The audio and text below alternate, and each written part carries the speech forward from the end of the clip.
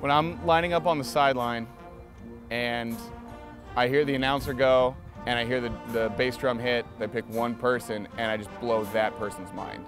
I take it all in, and it's just something that not everybody gets to experience. It's just the greatest feeling, and everybody in the crowd is so excited, and there's just so much energy, and you just want to like drive it, and it's just the best feeling in the world.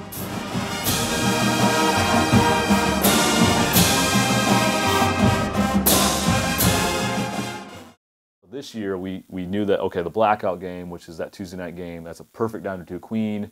So that's kind of where we locked that in from the very beginning. We knew that that was going to be our Queen show this year. So what we have is a medley, basically of 4 or 5 of Queen's greatest hits as kind of the opening medley.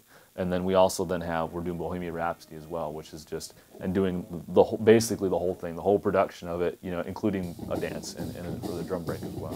Why is it when bands play rock music, it sounds like, he said it sounds like circus music, and I said, it's just because of instrumentation. And so when I told the arranger who's doing Bohemian Rhapsody, I said, I don't want an arrangement, I want a transcription. I want it to sound like Queen.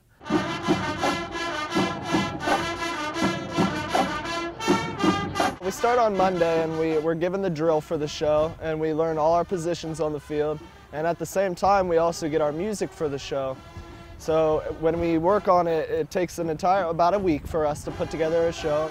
We break down every set of the drill by counts and slowly start putting the music to it. I would say that the difficulty with this coming show, musically, is going to be, as a medley, it's so much new music. You know, a lot of times when we have pop tunes, it's fairly repetitive. You have the intro, verse, chorus, bridge, chorus. I mean, that's kind of your standard form for pop tunes. With being a medley like this, you've got basically 5 different songs, and that aren't super repetitive. So musically, it's a little more difficult for memorization issues. The music wasn't arranged for a marching band. It was more arranged for like a concert piece. So like all the parts are pretty accurate in comparison to the actual Queen songs. So like it's a lot more challenging musically, but the 110 knows what we're doing and we can handle it. 1, 2, 3, 4. I think that's one of the big things about the band. I think when people see us on YouTube, they think, oh, the Marching 110, they're just having fun, they're just, you know, not a care in the world. When actually, if you observe the rehearsal, it's a very disciplined process. But one thing we find with our students is, because the band is so almost military-like as far as our discipline and how we execute rehearsals overall, that the kids apply that to their everyday life. So they have a structure, they have a method to get things done that they need to get done, just like we do in rehearsals, and that applies to our students outside the marching band realm. Similarity-wise, we have a basic rank structure as you would in the military. You know, when you don't talk when you don't need to be talking, if you have to say something or need something important done, try to follow up through, you know, maybe your sectionally before you bring it to the field commander or the director.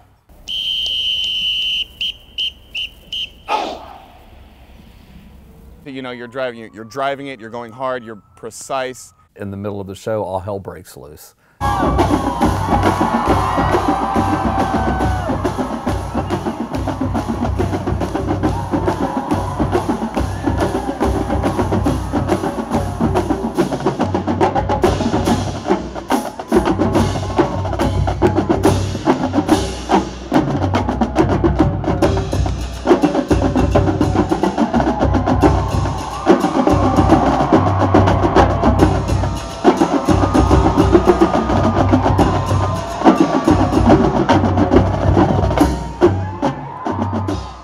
Each week, or each new show rather, we get together and we come up with a new dance. And it's a lot of responsibility, because obviously that's one of the things that we're best known for. It's something we've done since 1968, so we have that entire tradition coming forward, and now it's our responsibility to get the band looking like it always has. Yeah, if you had relied on me to do the dance moves, it would not be a good dance.